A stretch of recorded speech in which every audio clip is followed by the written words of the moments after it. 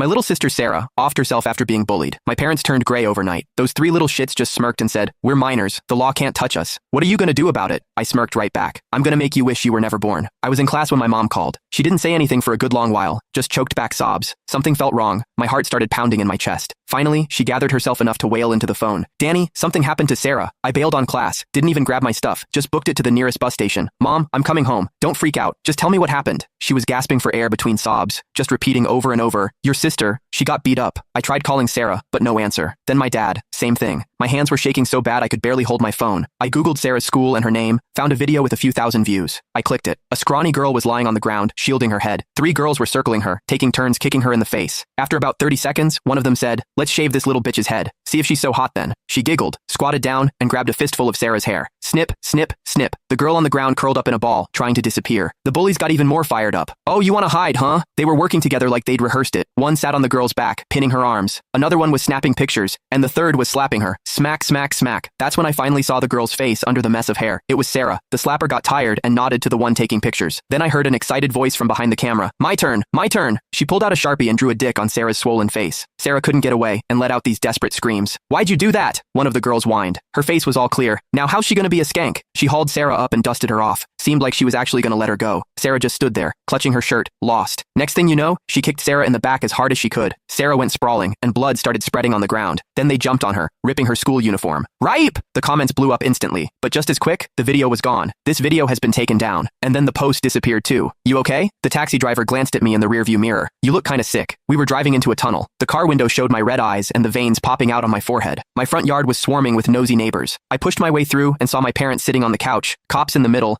then some guy in a suit, and 3 other middle-aged dudes, probably the principal and their parents. The 3 little shits were in the corner. 2 of them were looking down, but the one in the middle was sitting on our old milk crate, filing her nails. When she saw me, she nudged the others, pointed at me, said something, and they all started laughing. "I'm gonna kill you." I grabbed the nearest thing, a glass vase, and charged, but they grabbed me right away. One of the parents even snatched the vase from me. "Let me go, or I'll kill you all." The shit in the middle hid behind her dad, grinning at me. A cop came over and patted me on the back. "Hey, calm down. We're trying to figure out how to settle things here. Don't make it worse." I shook off the parents' hands. "All right, how are you gonna settle it?" The mood in the room shifted. They all looked at each other, exchanging glances. They were definitely planning some BS. The principal pulled me aside, put an arm around my shoulder. "You're Sarah's brother, right? Look, the school takes this very seriously. We've given Wendy and the others a stern talking to. They promised it won't happen again. Seeing as it's their first offense, we're hoping you'll—" "What are you saying?" I shoved him away. "You want us to just let it go?" Caught off guard, the principal looked a little flustered. "Look, kid, we've already taken down all the social media posts. You know that kind of stuff going around ain't good for Sarah. She's a girl after all." "So?" I laughed, but there was no humor in it. "So should we get on our knees and thank you for your generosity? You took it down for Sarah or for these little monsters? Kid, you gotta look at the bigger picture.